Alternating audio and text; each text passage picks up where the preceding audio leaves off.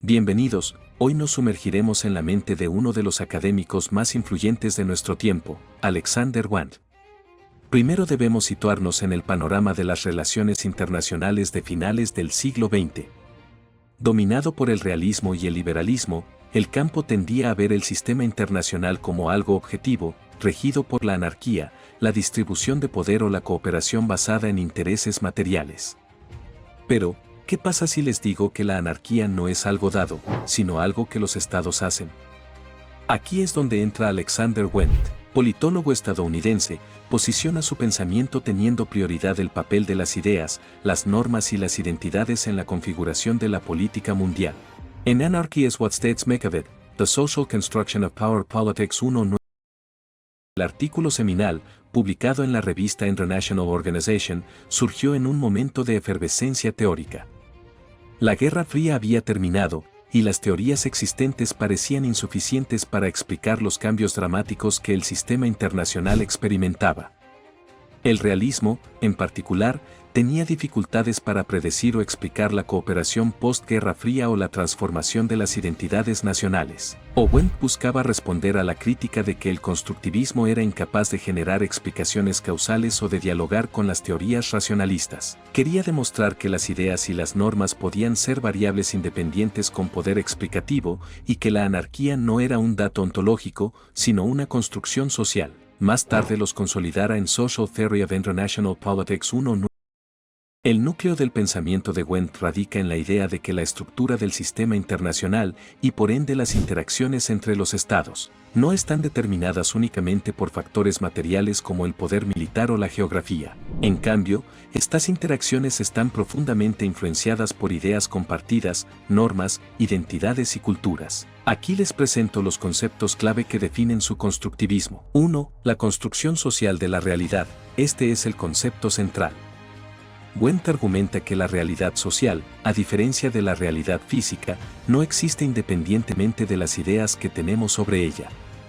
Los estados no interactúan solo por sus intereses materiales, sino que sus identidades e intereses se construyen a través de la interacción. La anarquía, por ejemplo, no es una condición inherente del sistema internacional, sino una construcción intersubjetiva. La anarquía es lo que los estados hacen de ella. 2. Identidades e intereses. Las identidades son el concepto central para entender el comportamiento estatal. Las identidades son entendimientos intersubjetivos de quienes son los actores en relación con los demás. Estas identidades, por ejemplo, amigo, enemigo, rival, socio, dan forma a los intereses y, en última instancia, a las acciones. Un Estado con una identidad de Estado pacífico tendrá intereses diferentes a uno con una identidad de Estado imperialista. 3. Cultura y estructura social. Wand enfatiza que el sistema internacional tiene una cultura o una estructura social que media las interacciones estatales. Esta estructura no es material, sino que está compuesta por ideas, normas y expectativas compartidas.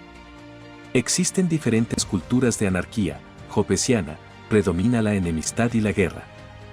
Lockeana, caracterizada por la rivalidad, pero con reconocimiento mutuo de la soberanía y cierto grado de coexistencia pacífica. Kantiana, se basa en la amistad y la cooperación, donde los estados ven la seguridad del otro como propia. 4. Agencia y estructura. Co-constitución. A diferencia de las teorías que priorizan la agencia, los individuos o estados actúan libremente, o la estructura. Los individuos o estados son determinados por fuerzas mayores. Wand propone una relación de co-constitución.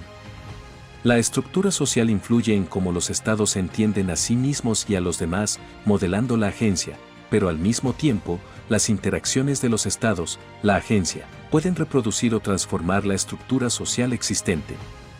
No hay una primacía causal clara de uno sobre otro. 5. Procesos de socialización e internalización. Las identidades y las normas se internalizan a través de procesos de socialización. Los estados, a través de sus interacciones repetidas, aprenden y adoptan ciertas formas de comportamiento y entendimiento. Por ejemplo, la norma de la no intervención en asuntos internos de otros estados no es simplemente una regla, sino una idea internalizada sobre cómo deben comportarse los estados soberanos. Ejemplos históricos. El fin de la Guerra Fría. Este es el caballito de batalla del constructivismo y un ejemplo perfecto que Wand mismo abordó. Desde una perspectiva realista, la Guerra Fría terminó porque uno de los contendientes, la Unión Soviética, colapsó económicamente y militarmente, o porque las instituciones liberales occidentales demostraron ser superiores. En el análisis constructivista, la Guerra Fría no terminó solo por factores materiales. Hubo un cambio fundamental en las identidades que Estados Unidos y la Unión Soviética tenían el uno del otro. Mikhail Gorbachov, al proponer la nueva mentalidad y la Casa Común Europea, comenzó a desmantelar la identidad de enemigo existencial que la URSS había proyectado y que Occidente había internalizado. Al hacer esto, cambió las expectativas sobre el comportamiento soviético y abrió la puerta a la cooperación. La amenaza soviética no era inherentemente material, era una construcción social basada en la interpretación de sus intenciones y la ideología comunista. El cambio en la identidad soviética bajo Gorbachov, de agresor a socio potencial, redefinió los intereses de ambos bloques. Los intereses no eran fijos, mutaron con el cambio de identidad. Y finalmente la cultura de anarquía. La relación pasó de una cultura hobbesiana, enemistad total, a una más lockeana, rivalidad con reglas y posibilidad de coexistencia, lo que permitió la desescalada. Actualmente podríamos mencionar el desarrollo de las normas de derechos humanos y la R2P. Antes del fin de la Guerra Fría, la soberanía era ampliamente entendida como un escudo absoluto contra la intervención externa, incluso en casos de atrocidades masivas. Pero la emergencia y evolución de las normas de derechos humanos y el concepto de la responsabilidad de proteger, R2P, son un ejemplo de cómo las ideas y normas pueden transformar la identidad y los intereses de los estados. La R2P, aunque controvertida en su aplicación, postula que la soberanía no es un privilegio, sino una responsabilidad. Si un estado no protege a su propia población de crímenes atroces, la comunidad internacional tiene la responsabilidad de intervenir.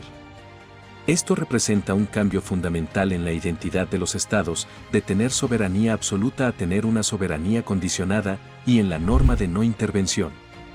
La idea de que los derechos humanos son universales y que su violación justifica la intervención es una construcción social que desafía las nociones tradicionales de soberanía.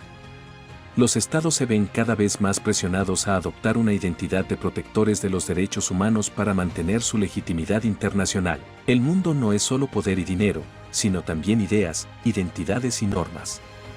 La anarquía es lo que los estados hacen de ella, y tanto el fin de la Guerra Fría como la construcción de amenazas actuales, son ejemplos claros de cómo nuestra percepción y las interacciones dan forma a la realidad internacional.